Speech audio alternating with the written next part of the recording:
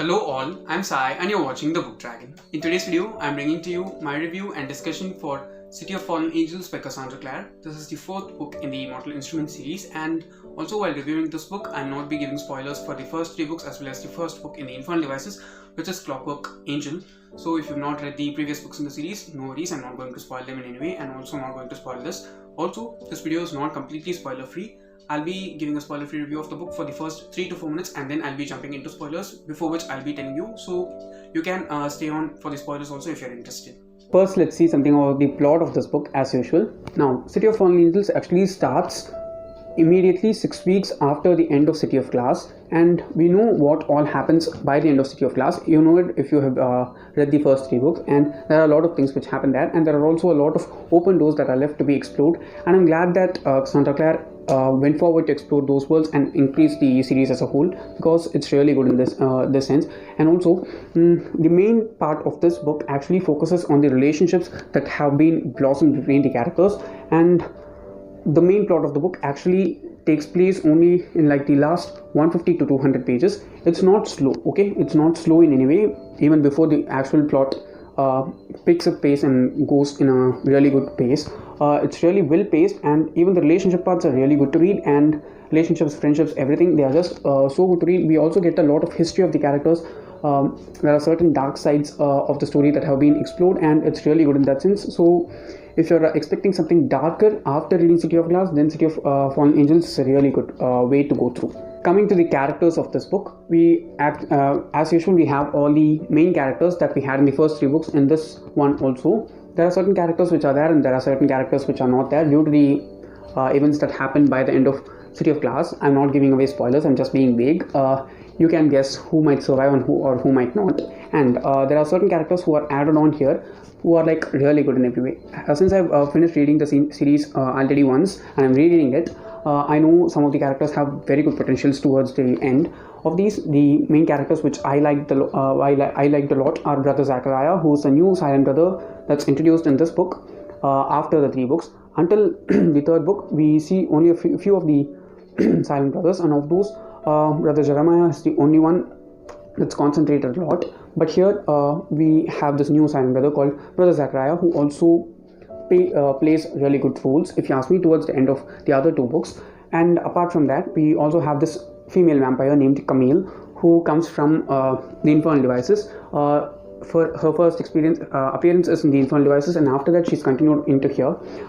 She's also mentioned in City of Glass, but she doesn't come in any scene until Clockwork Angel, and after that she makes an appearance here, and she's one of the most driving points for the story. Apart from her, we also have Katerina, who's a warlock that's a friend of Magnus, and we have 2 other characters, Kyle, who's a guy that comes and joins Simon's band, and also a girl named Maureen, who's Simon's band's fan. Moving on to the world building, in this series, in this book especially, we are back in New York, and the entire book actually takes place in New York itself. It doesn't happen in a major portion of the Shadow World like the last chunk of the first half of the series. It totally takes place in New York City itself, but it happens in the Shadow World side of New York City. That's what makes it even more interesting.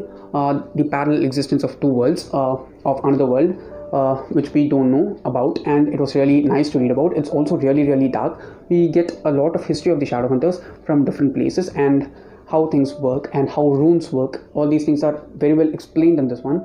And also, apart from that, we have certain characters who come and explain how things used to work before the things that happen in City of Glass, and how all those results have altered certain events that are happening in this one. Those are things which I liked about the world building aspect when it comes to this book.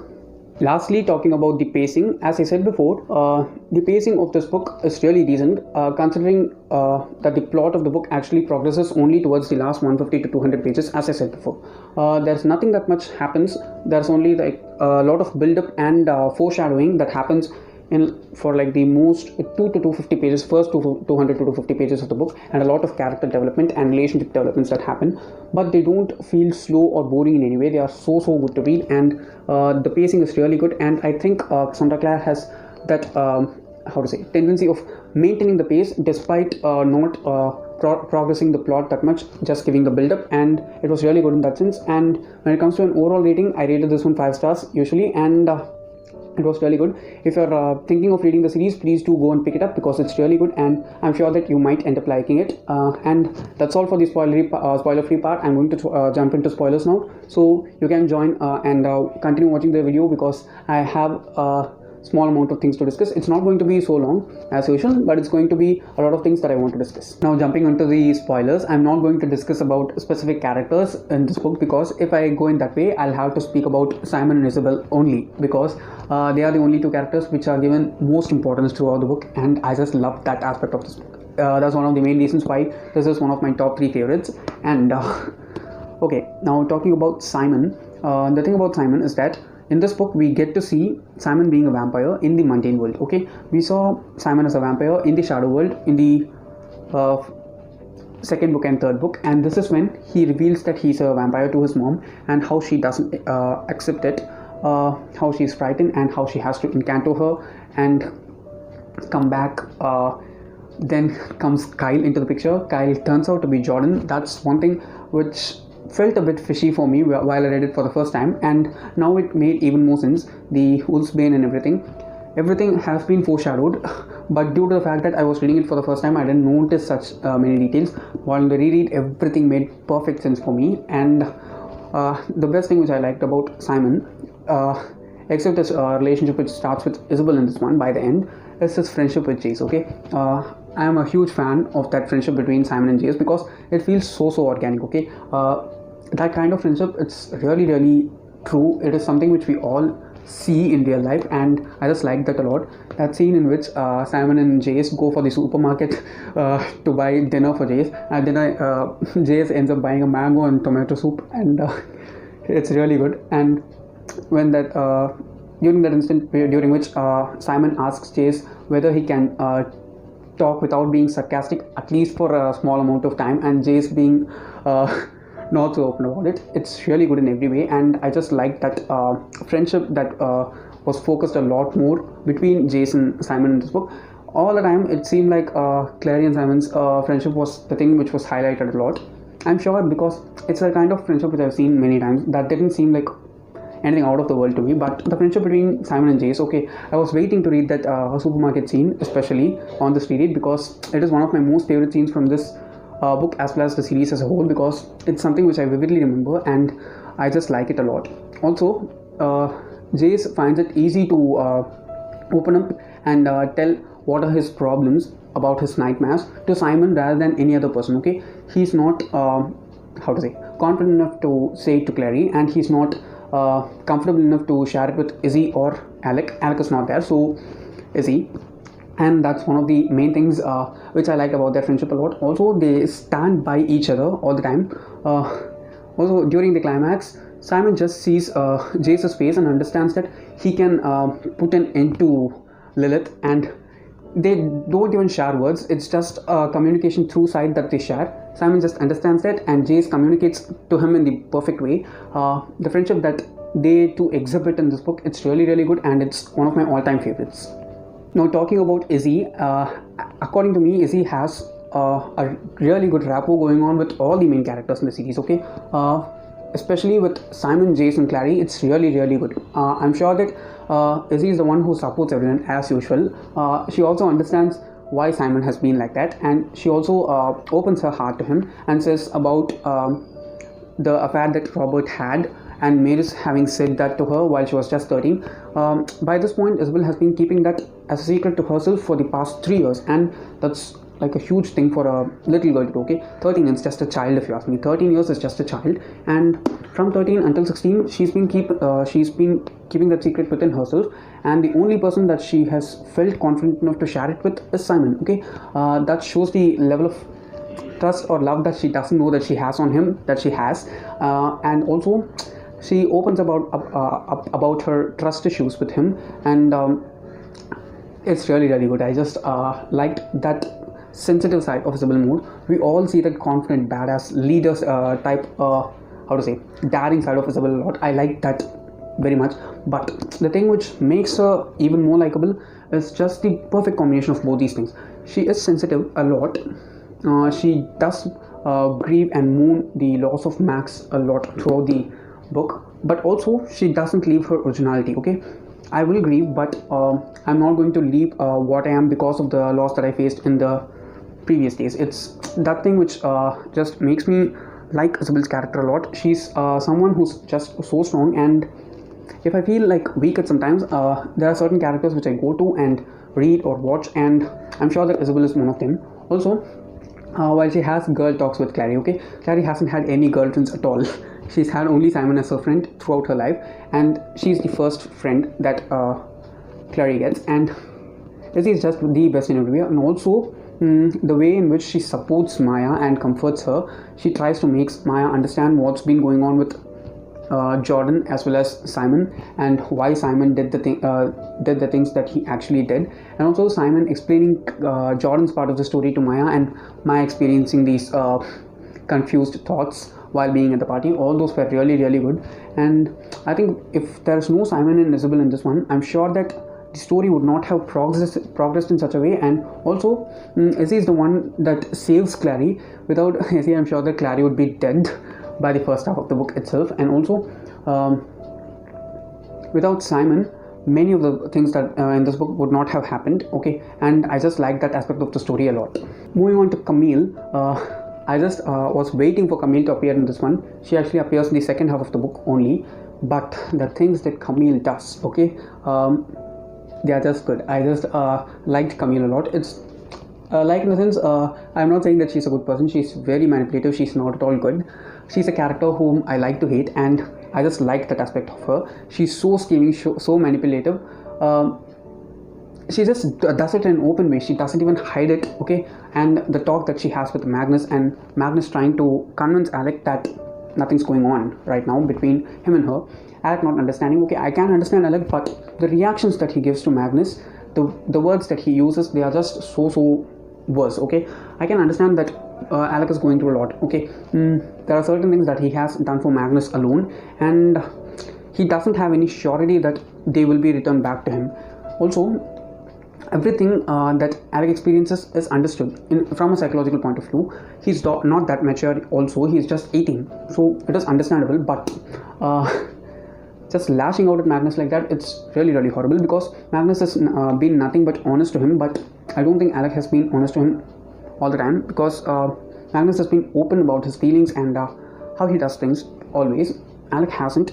I don't blame him for that, but when Magnus has that understanding of Alec, he must at least try to understand Magnus. That's what I thought, and it was really good. Also, apart from all these things, the friendship between Maya and Simon also, which I saw, though Simon has done some really questionable things in the first half of the book, all of them, especially Isabel and Maya, they go forward and they want to find Simon and help him. That's one thing which I liked a lot, and it just showed that friendship rather than anything else in a really elevated sense, and I just liked that banter a lot. Now, the things that Jace and Clary face, they are also not in a really good place in this book, and I like that aspect as well, because while everyone is suffering, they are not left alone. Okay, they are also suffering in their own ways. The way in which Jace is actually tied to death because he was resurrected, and there are certain doors that are left open through which Lilith has gained some access to his memories, and she's threatening his life in some way that he himself doesn't know. And Clary trying to help him.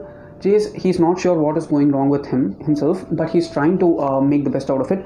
He also accepts to, okay, going to the Silent Brothers is actually like going to a therapist and taking therapy. It's just in that way. And also Brother Zachariah, I think, okay, I'm not sure, because until book 3 we don't get the mention of any other new Silent Brother, and also after book 4 we don't get the mention of any other new Silent Brother, only Brother Zachariah, no one else. I think Brother Zachariah is someone who's strongly related with the infernal devices, okay. And he also says that since Jace is a Herondale, if he had been in New York while the time all these things were going on and Jace was growing up, he would have easily said that Jace is a Herondale and not a Lightfoot or a Wayland or a Morgenstern. He says that his absence just caused all these things, and he might have easily said that Jace is a Herondale. So he is connected with the Herondales by some way, to Will Herondale by some way. I'm not sure how. I'm not even sure, not sure who Brother Zachariah is. I have some ideas, but I'm not going to say them because I don't want to be spoiled. If you know them, please don't drop them in the comments, because I don't want to know. Please don't spoil the series for me, because I just loved the first book a lot, and I want to keep that love as such moving on. And it was really good in that sense. Also, the rune powers that were explained, how Luke explains how the runes work to Clary, that aesthetic liquid that he just pours on the Shadowhunter's corpse after Clary draws the resurrection rune. Also, the things that are going on inside Maris's brain after Max is dead. She's trying to involve herself completely inside her work and try to get out of the grief. I think the only one who's struggling a lot with that thought is Izzy, because everyone else has something to keep them occupied. Okay, Robert is there in Idris, and he's obviously with the other women. I'm sure about that. Maris is totally into her job, and Jace is having this mental issue, which is like kind of a bigger problem than Max's loss for him. And also, Alec is out with Magnus, so obviously he's happy there until he reaches, obviously. So he is kind of happy. Okay, all of them have kind of something that can keep them occupied mentally from the thought of getting back to Max. But Izzy doesn't have anything like that. Okay, she just has her demon hunts and nothing else. Even the things that go on with Simon don't end up in a good note for her. Those are things which just elevate her character even more for me. Those are things that she persists through and how to say, continues being strong. I just like those traits of Sybil a lot. And also Simon, he's not less in any way. The only thing which I didn't like about Simon this one was the two timing. He himself knew that it was wrong. He even when he asks to Clary says that it is not right, it is wrong. Despite all those things, he just continues doing it. So that was one thing which I just didn't like about Simon. Also, while Clary actually takes Simon and not anyone else while she goes to pick up her dress, those are things that only friends can do. Okay, it can't be done with anyone else, and I just like that part of the story a lot. Okay, I just saved this character to be talked about at last, and it is Lilith. Okay, the mother of demons. Okay, she is the one who actually birthed the demons, and also the warlocks are Lilith's children, since the warlocks are birthed by demons and humans, and the demons are birthed by Lilith. Lilith is actually the mother of all the warlocks, Lilith's children. That's great. And one thing which I liked about Lilith's character the most is that she is the perfect example of a feminist. Okay, I'm not saying that in any negative way. The only thing which according to me makes Lilith a negative character is the ways that she tries to have a child. Okay, she doesn't bother about other people getting affected, but she just goes forward and does what she wants in order to get a child. Okay, that's not a right way. But the feminism part, it's just so good. Okay, it's really perfect if you ask me. The ways in which she says that a woman has to empower herself. She doesn't need to be under the control of anyone, man or woman, anyone. And that's really good feminism. Okay, but that feminism was just totally ruined due to the bad acts that she does. Her feminist attitude is not something which makes her negative in any way, but only the other traits of her which she exposes to the world that makes her negative in my point of view in this story. And also, I don't think that her trying to bring back Sebastian actually from the dead was wrong, because Clary had the chance to bring back Jace. Okay, so there's nothing wrong in Lilith wanting to take back Jonathan from the dead, and I totally go with her in that aspect. Also, towards the end, I didn't expect to see that scene while I read it for the first time. Okay, I know that something creepy is happening, and Jace is not to be left alone on the top floor. Clary just goes. Okay, she just talks with him and goes, and I know something bad is going to happen, because there are like 5 to 6 pages of the book left. Something is about to happen. I was not just sure what was going to happen. It's just a cliffhanger. Okay, it just goes forward, and that's it. Sebastian grabs Jace's hand and he says that, brother, now we are one. We are one. That's it. We don't have any other things that are set clear in that aspect. It's just said that we are one. Sebastian is back, Jonathan is back. That's all we know, and it's just left there. Does he take Jace? Does Jace go with him, or he fights him and Jonathan dies again? Nothing is revealed. What's going to happen to the other Shadowhunters?